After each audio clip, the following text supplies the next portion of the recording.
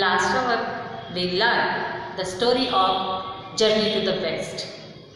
Today we are going to learn new poem 1.5. Children are going to the school. The poem of this poem is Nida Fazli. या कवितेचे कवी निदा फजली हे आहेत. Poet means कवी. Student, first I will give you some new word from this poem for you. Now see here on the blackboard new words. Prominent means प्रख्यात. Honored म्हणजे गौरविणे. Harmony award म्हणजे सुसंवाद पुरस्कार. ऑकेशन म्हणजे प्रसंग. Muslin a kind of soft cotton fabric म्हणजे मलमली वस्त्र. Turban म्हणजे पगडी. ब्रीज म्हणजे वाऱ्याची झुळूक. फ्रॅग्रंट सुवासिक. मेलोडियस म्हणजे मधुर. फॉलिज म्हणजे ग्रीनरी लिफी कव्हर म्हणजे हिरवीगार झाडांची पाने. अग्लिम्स शायनिंग. अग्लिम्स म्हणजे शायनिंग ब्राईट. थ्रॉप्स म्हणजे धडधडणे. पिजन्स म्हणजे कबूतर. Okay student, this is all new word of this poem. Now I will start learning of the meaning of the poem. First, I will teach you introductory part of the poet Nida Fazli. Now, let's see. Student, here given the introductory part of Nida Fazli. Nida Fazli was a prominent Hindi and Urdu poet. Nida Fazli हे प्रख्यात हिंदी आणि उर्दू कवी होते. He has written many different types of songs and poems. त्यांनी अनेक विविध प्रकारच्या गाणी व कविता लिहिलेल्या आहेत. He was honored with the National Harmony Award. राष्ट्रीय समरसता पुरस्काराने त्यांना गौरविण्यात आलेले होते. He was awarded Padmashri by the government of India. Bharat सरकारकडून त्यांना पद्मश्री पुरस्कृत करण्यात आले होते. In this poem, he painted a beautiful picture of the early morning when children go to school. या कवितेत त्यांनी मुले जेव्हा शाळेला जातात त्यावेळचे सकाळचे सुंदर असे चित्रवर्णन केलेले आहे. Student, here given one question. Think of the following everyday occasion. दर दिवशी घडणाऱ्या पुढील घटनांचा विचार करा. Describe what you experience in your surrounding using at least 2 of your 5 senses. तुमच्या 5 ज्ञानेंद्रियांपैकी निदान 2 ज्ञानेंद्रियांचा उपयोग करून तुमच्या आजूबाजूला परिसरात तुम्ही काय अनुभवता याचे वर्णन करा. Describe your emotion or feelings along with your sensory experience. तुमच्या संवेदनशील अनुभवाबरोबरच तुमच्या भावना किंवा संवेदना याचेही वर्णन करा. Student, which is the 5 sense? Our 5 sense is first is eyes, ear, tongue, skin and nose. It is our 5 sense. Here given in your textbook 5 sense: what you see, what you hear, what you taste, sweet, delicious, savour, etc. What you feel or touch, warm, etc. What you smell, fragrance, aroma. This is our 5 sense. Okay. Here given the occasion. Occasion म्हणजे काय? प्रसंग. इथे काही प्रसंग दिलेले आहे, त्यांचं वर्णन तुम्हाला करायचं आहे तुमच्या शब्दामध्ये. खाली दिलेले जे सम युजफुल वर्ड आहे त्यांचा उपयोग करून तुम्हाला ते प्रसंगांचं वर्णन करायचं आहे. First occasion is very early morning before sunrise. सूर्योदयापूर्वीची अगदी पहाटेची वेळ. आपण खाली दिलेले जे युजफुल वर्ड आहे त्याचा उपयोग करून आपण वर्णन करूया. Everything is calm and quiet. Few people are seen on the road. The cocks are crowing. The birds are chirping and singing. Sweet sound refresh our mind. The atmosphere is pleasant. We feel fresh. की नाही, असं हे वर्णन येईल. Next occasion is early morning at or a little after sunrise. त्याचं वर्णन आपण कसं करू. Most people are fully awake. They start their chores. The sound of their activities are heard. Tender rays of the sun makes the atmosphere warm. We hear the hustle and bustle of village or city life.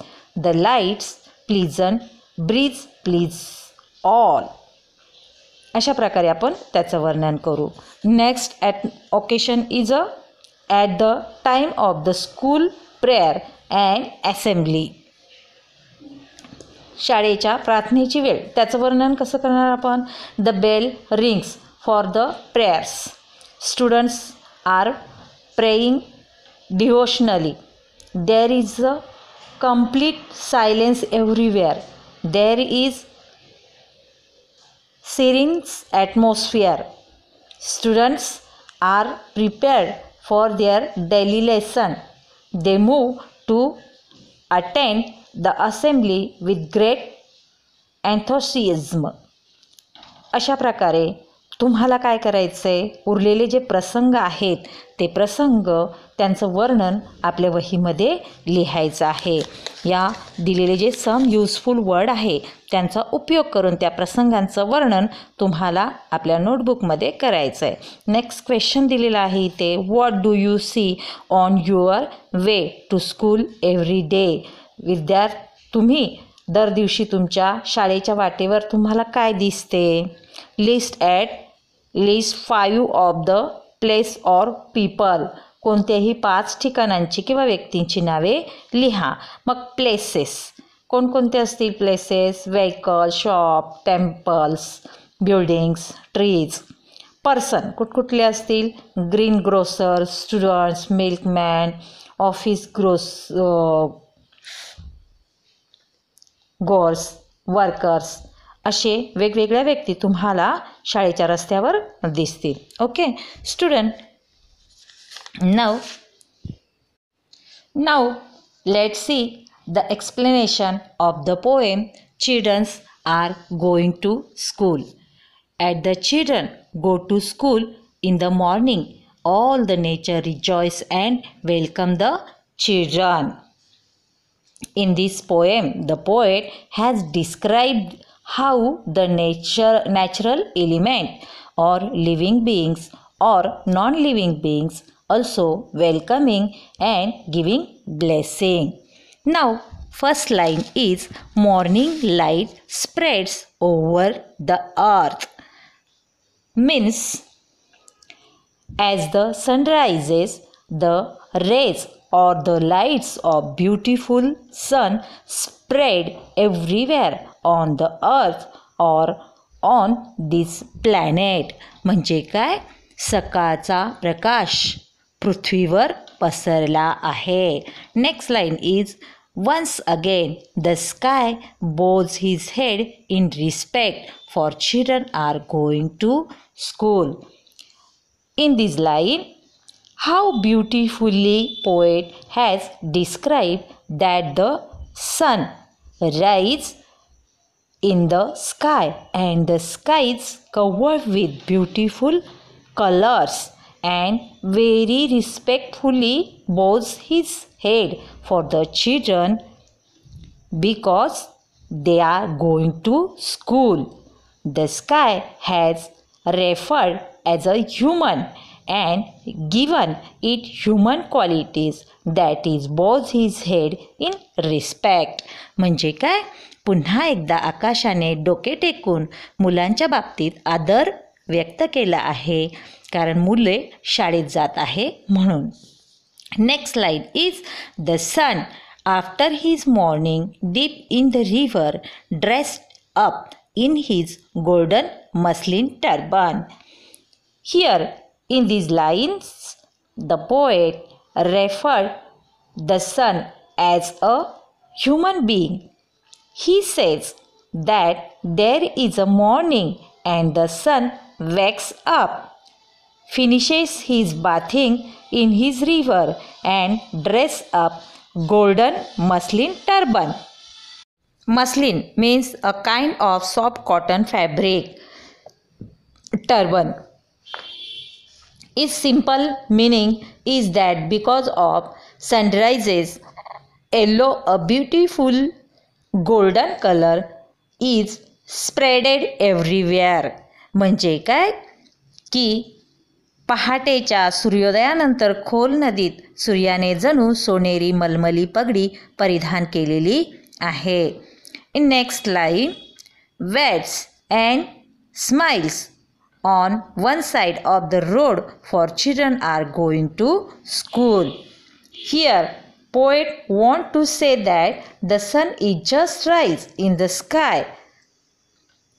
It seems as if it is standing along the road and smiling by seeing children are going to school, means everywhere there is a pleasant atmosphere because of sun and children.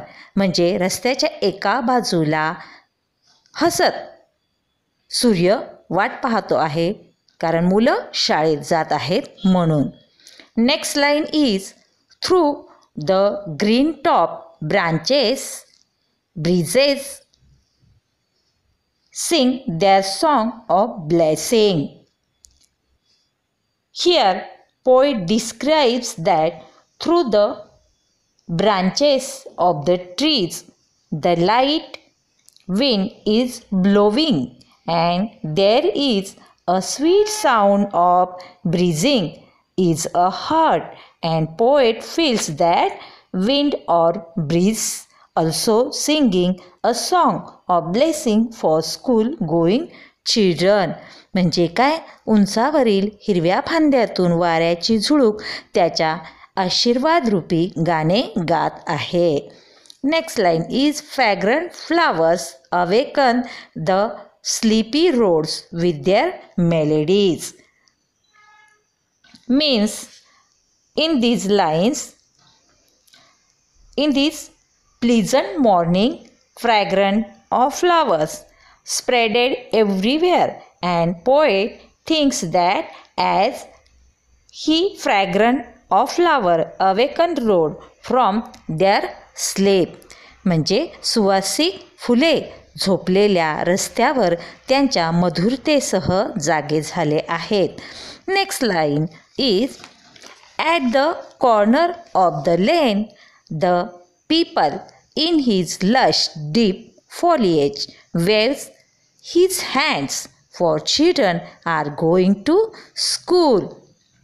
In this line poet explains that when children are going to school, that time in a corner of lane leaves and branches of people tree are moving due to the beats, and poet feels that they are waving their hands for school going children.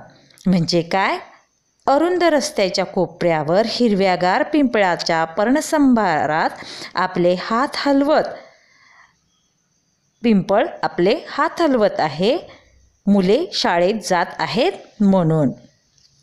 Next line is angel of light have set out, every road is a gleam. Means because of sunrises its rays are spreaded everywhere, and poet thinks that sun rays or lights means are angels' light, and every road is a gleaming or shining because of these lights. म्हणजे प्रकाशाचे देवदूत निघाले आहेत. प्रत्येक रस्त्यावर यावेळी एक लख्ख प्रकाश आहे. Next line is at this hour every particle of the earth throbs like a mother heart. Means in this beautiful morning time, every element of nature is awakened and moving like a throbs of mother's heart. म्हणजे पृथ्वीचा प्रत्येक कण आईच्या हृदयाप्रमाणे धडधडतो आहे. Last line is time sitting on an old roof flies pigeons in the sky for children are going to school. Here for morning time, poet referred it as a living creature sitting on an old roof and flying pigeons in the sky. It shows us that time is watching the activities of people without being noticed and passing very quickly. म्हणजे काय, वेळ जुन्या छतावर बसून जणू कबुतरे आकाशात उडत आहेत आणि मुलं शाळेत जात आहेत. In short, in this poem, poet has described beautifully about morning time, nature and school going children. इथे कवी म्हणत आहे की मुले शाळेत जात आहे म्हणून सर्व निसर्ग आनंदी आहे. Student, this poem translated from बच्चे स्कूल जा रहे हैं बाय निदा फजली. ही कविता बच्चे स्कूल जा रहे हैं या कवितेतून ट्रान्सलेट केलेली आहे, भाषांतरित केलेली आहे निदा फजली यांनी. Okay student, understand of the meaning of this poem. Okay student, here given English workshop in your textbook. First question is read the poem aloud. ही कविता मोठ्याने वाचा. Second question is find at least 2 things from the poem that show the following. कवितेतून पुढील गोष्ट दर्शविणाऱ्या निदान 2 गोष्टी शोधून काढा. First is it is early morning. Answer is morning light spread over the earth. Second, the sun dress up in his golden muslin turban wait and smiles. B question, the atmosphere is pleasant. Answer, breeze sing their song of blessing. Second, fragrant flowers awaken the sleepy roads with their melodies. Question number 3, apart from children, no other human beings are mentioned in the poem. However, many natural elements are shown to act like persons. Write what each of them does. कवितेत लहान मुलांव्यतिरिक्त कोणत्याही माणसाचा उल्लेख केलेला नाही. असे असले तरी खूपसे निसर्गातील घटक माणसासारख्या कृती करताना दाखवले आहेत. ते काय करतात ते लिहा. ॲन्सर, मग आता तुम्हाला इथे गाळलेल्या जागा दिलेल्या आहेत त्या तुम्हाला पूर्ण करायच्या आहेत. For example, the sky bows his head in respect in this way. Okay, now next question, why are these written with a capital letter at the beginning?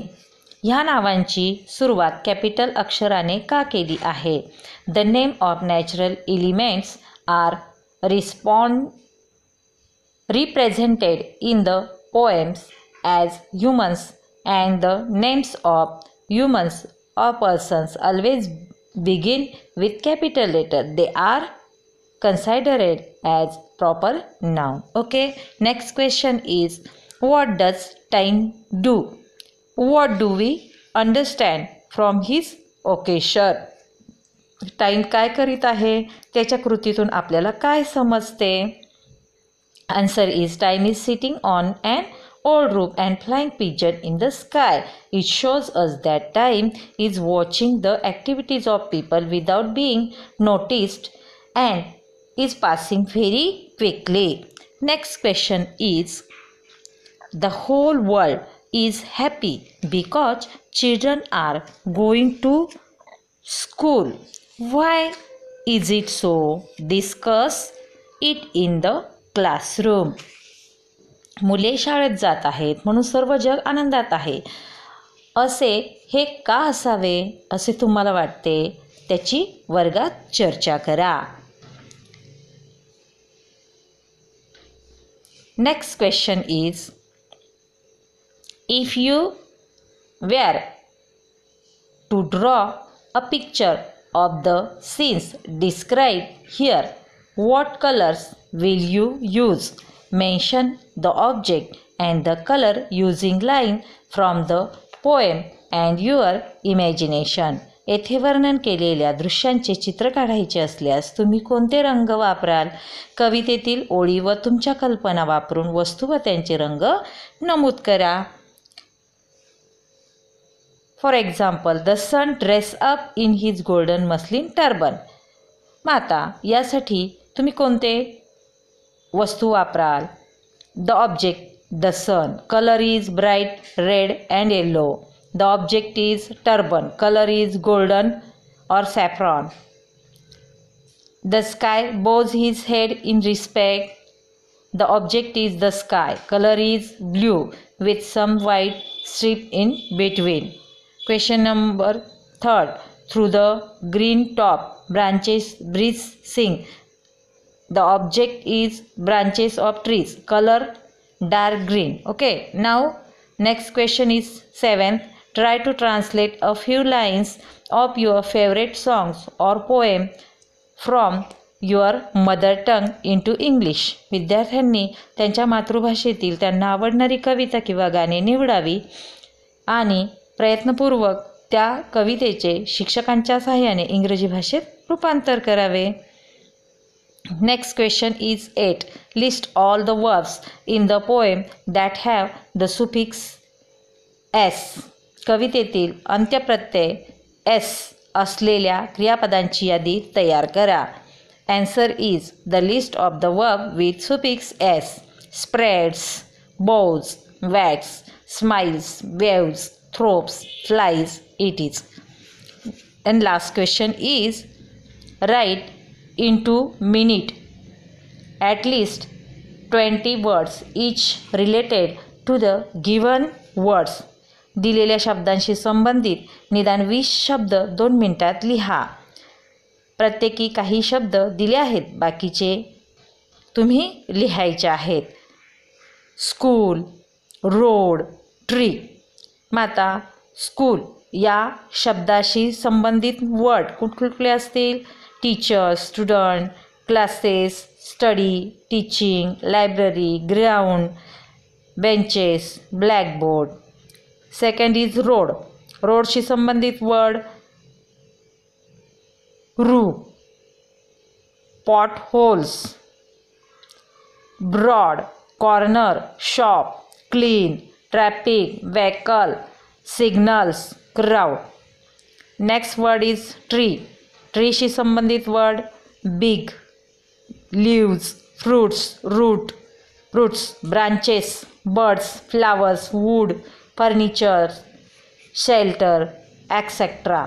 अशा प्रकारे या प्रश्नांची उत्तरं तुम्हाला आपल्या नोटबुकमध्ये लिहायचे. Okay student, thank you.